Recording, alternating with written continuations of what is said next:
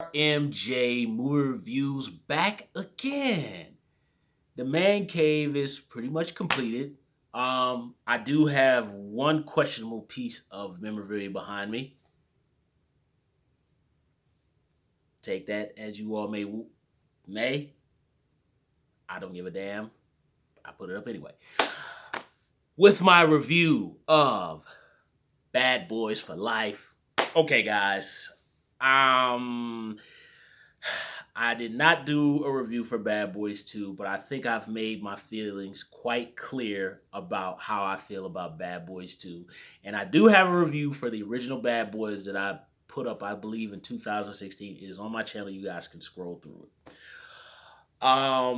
Those of you all know that I am not a fan of Bad Boys 2. I love the original film. Um, and I don't need to go through. I mean, look, I'm 38 years old, so you guys can probably guess my age range when the original film came out. But I love the original, and I hate the second film. I'm gonna skip right to it. Bad Boys for Life is very good, very good. Is it awesomely great? No, but I look at this film flat out as okay, this is a trilogy, but in my mind, right here, this is the true second film because to me, I just do not think, aside from the three principal, excuse me, I will say in terms of the four actors who were in the original film and Michael Bay directing it, Bad Boys 2 really does not feel like a true second film to me. This is the true second film. I'm going to go through all the reasons why. But anyway, what I love, I'm trying to think of how I can explain this. Okay, here's this movie basically brought back a lot of the things that I loved about the original that I believe the second film does not have and didn't have, does not have. They brought back, first of all, they brought back more genuine comedy, which Bad Boys 2 does not have. Bad Boys 2 has very cheap, gross, uh, just style of comedy with quotation marks that I don't think Will and Martin are comedically very strong in Bad Boys 2. I mean, the biggest thing with Bad Boys 2 was it just had a lot of money to throw at the stunts, and that was pretty much all they cared about. But this movie brought back the genuine comedic genuine warmth between Will and Martin Lawrence. It really highlighted their chemistry, which Bad Boys 2 did not. And I don't care what anybody says it didn't. Watch that film again. It doesn't. Um, Martin was very whiny. He was so whiny and he was so sluggish in the second film. Now, he's still whiny in this film, but it makes more sense to where his character will be in his life as to why he would be whiny. And you know, it, the reason I call this the true second film is because where the characters are versus where they were 25 years ago would make sense. So it seems like this would be a natural progression of their characters.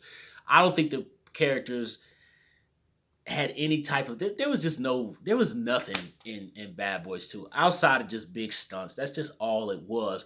And I just think the story and the characters have grown. I do think this is a natural extension of the characters from the first film of what the first film had. The acting in this is very good, and also from Martin Lawrence. Now, make no mistake about this. This is Will Smith's movie. We all know from the original Bad Boys, the first film was really Martin's movie, but Will was a strong enough personality that I Martin got most of the good gags in the original because it was his film, but still, Will was a good compliment to Martin, and they shared that first film very well. Bad Boys 2 was the stunts and Will Smith's movie. This here is Will Smith's movie, but Martin really is little bit more energetic in this movie, and we do get snippets of old school Martin. And when I say old school Martin, I mean like from the Martin TV show and from Bad Boys 1.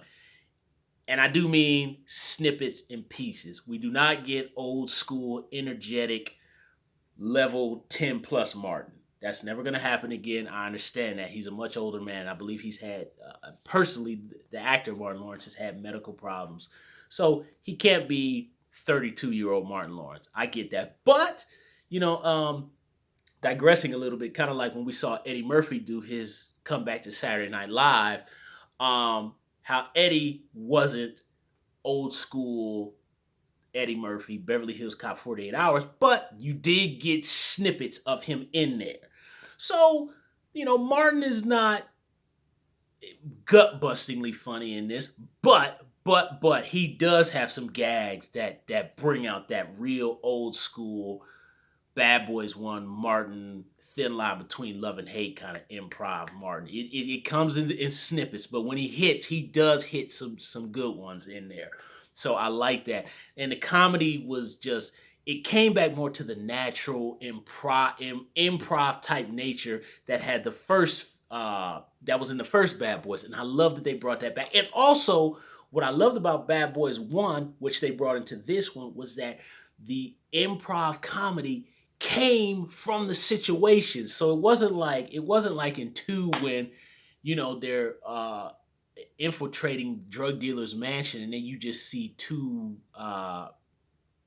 rats uh, in a situation that might bring a baby rat.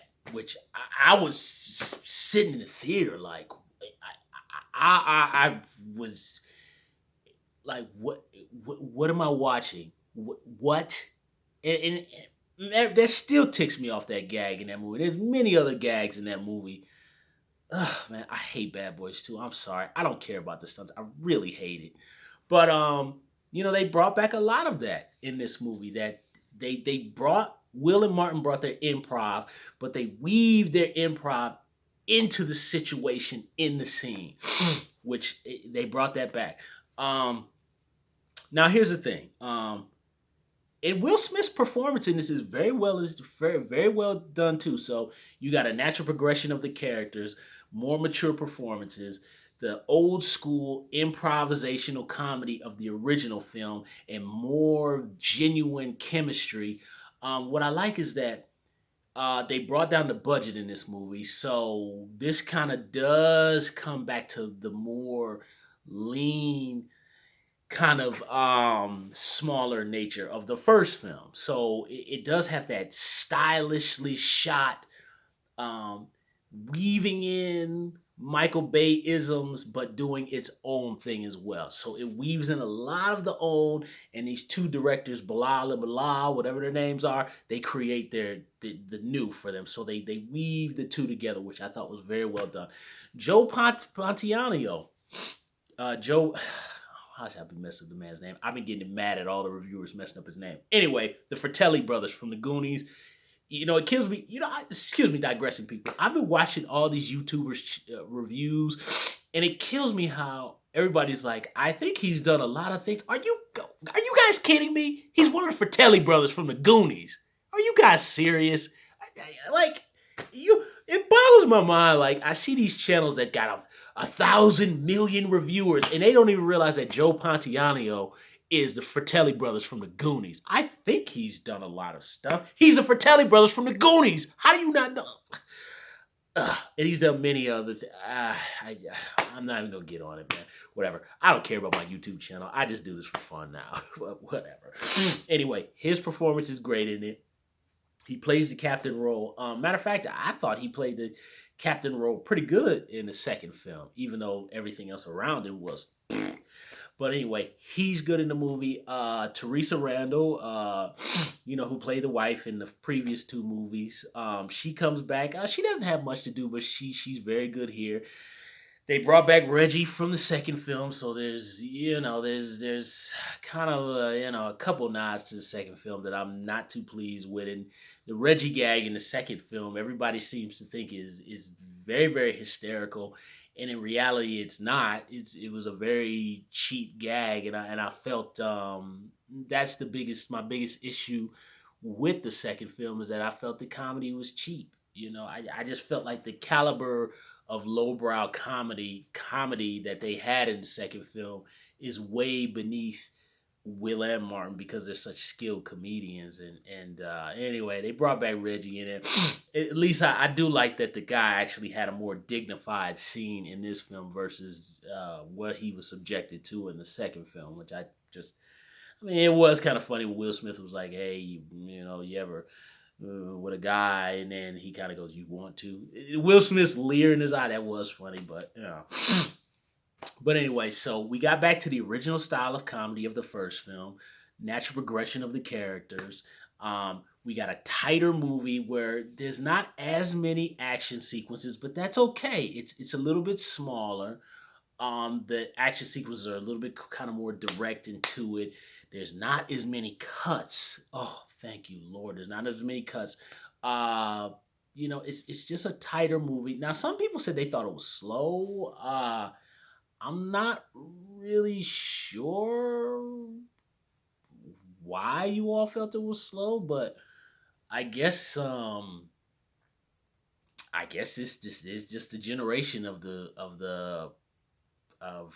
you just have to be beaten over the head every 2 minutes with an action sequence. I guess character and talking is not allowed anymore in films. I mean, good gracious. But um, the runtime didn't bother me in this one. I felt it was an appropriate pace. One of the things that I really would like to mention that no one, no one, no one that I can think of that I've seen yet has mentioned in their review is that Mark Mancina, who did the music for the original film and many 90 actioners around that time, his beautiful orchestral tropical sounding music of the first film, which they did not bring back for the second one. They used a horrible just the music in the second movie is terrible. I will tell you, say the best music in the second film is on the opening menu of the DVD, where it has all these clips. And I'll tell you, I think that's the best part of Bad Boys 2 is when you pop in that DVD and it has that music of the different clips and it goes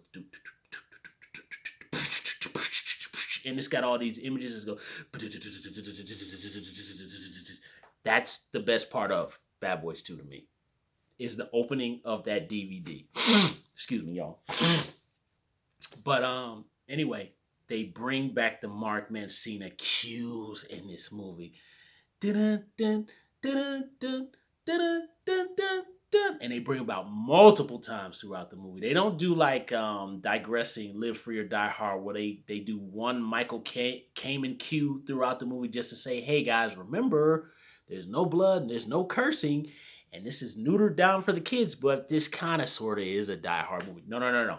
They bring back the Mark Mancina cues consistently throughout the film, and they even bring back the famous shot from the original Will and Martin. The typical Bay dolly around from the bottom with them going, and it goes. They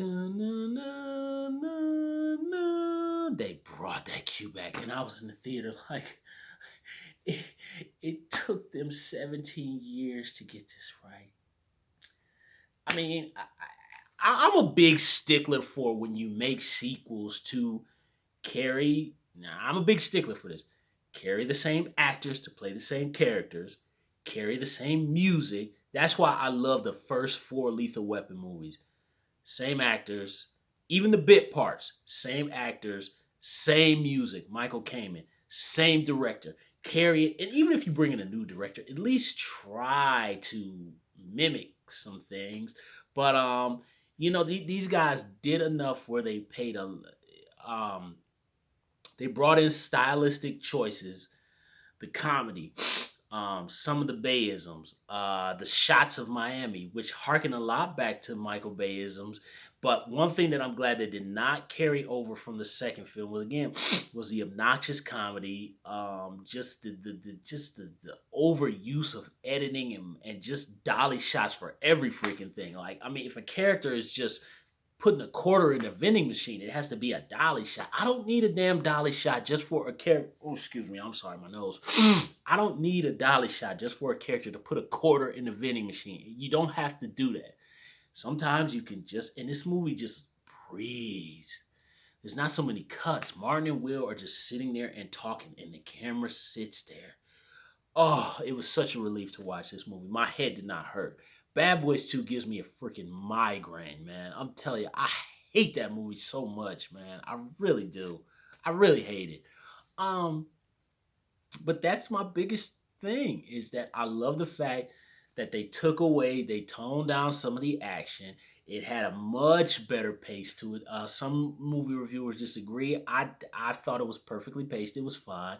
Progression of the characters. Martin got to bring back some of his old school flavor. Although this is still very much Will Smith's movie because I saw he was a producer on it, so this is his movie. Martin's pretty much is Will Smith's sidekick. Whatever, that's okay. It is what it is at this point. So they carry over that unfortunate trend of the second film, but we we got a better movie, smaller movie, but better, tighter, more emotionally involving, musical cues from the original, and I just really love the guys who did the music for this one. I just thought it was just very well done. I love the music in this movie. Just a nice blend of the '90s Mark Mancina score with theirs. It was very well done. The cinematography, the way they play with the colors, they do bring back a lot of those colors, but of the original film. But it doesn't look like that typical Jerry Bruckheimer 80s and 90s look. So they kind of bring in a little bit more purples and they play with the colors. Beautifully shot film. They bring in enough of the flavor of Miami, which I don't feel like two did very much. I think they emphasize a little bit too much of the darkness of Miami. I think this film kind of manages both. It brings out the flavor fun of Miami and it brings out the darkness of Miami, which I thought was what the first film did very well. As far as I hear people saying it's stupid. It's still look, it's an action film. It's fun and it's much better than what we got in the second one because there's some points I can't even follow the second movie. I remember sitting in the theater at one point where like there's like 25 helicopters following some boat, and I'm like, what is going on? Matter of fact, guys, digress a little bit. I remember watching the second film with my mother on TV one time, and my mother was not the biggest Martin Lawrence fan. She could deal with Will Smith a little bit better, but I remember about halfway through, we were watching the TV version. It was on TNT, and I remember my mother turned and looked at me. And my mother said, "Who are they chasing? And they haven't caught them yet." That's what my mother said when we were watching Bad Boys 2. At least in this movie, I know what's going on. You know, a lot of twists and turns in the story. And I just thought the new directors did a very good job, and I'm glad that Will Smith really there's a lot of care put into this movie, much more than the second film, outside of just the pyrotechnics, and it's a wonderfully crafted, fun companion to the first film. So to me, Bad Boys for Life is the true second film.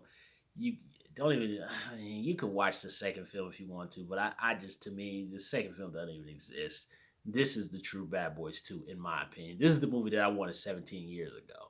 So, one negative, there is a plot twist later on in the third act that I look, I call BS on. I do like that the movie makes fun of it. I'm not gonna give away what it is, but I call BS on it. And then there's a Marvel DC esque, Fast and Furious esque style after credit sequence.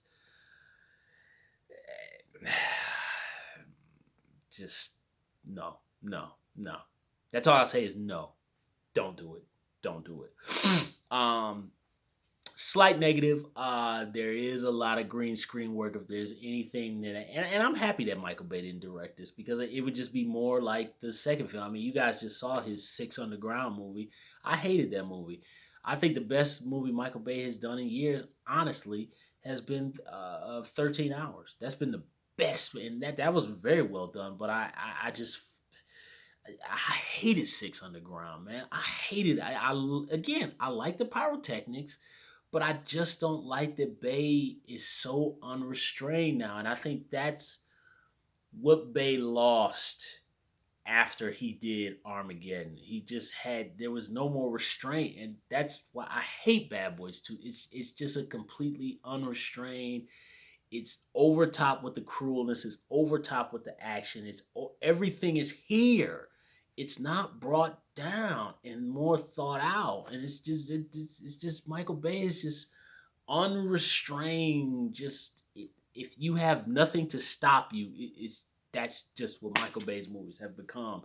And I much prefer Bad Boys and The Rock, Michael Bay, and 13 Hours, and I'll even say The Island.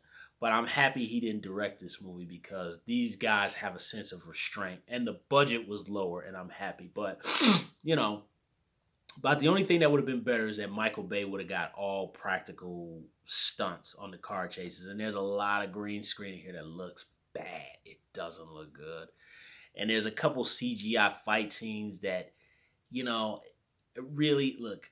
Will Smith is 50. I really think if they would have just played the fight at his age, I mean Sylvester Stallone did the Expendables one. I think he was like 62, and he did them fights with Stone Cold. I really think Will Smith would have been capable of playing a fight to his age, and they didn't have to do all that green screen nonsense. But that's the only bad part about it.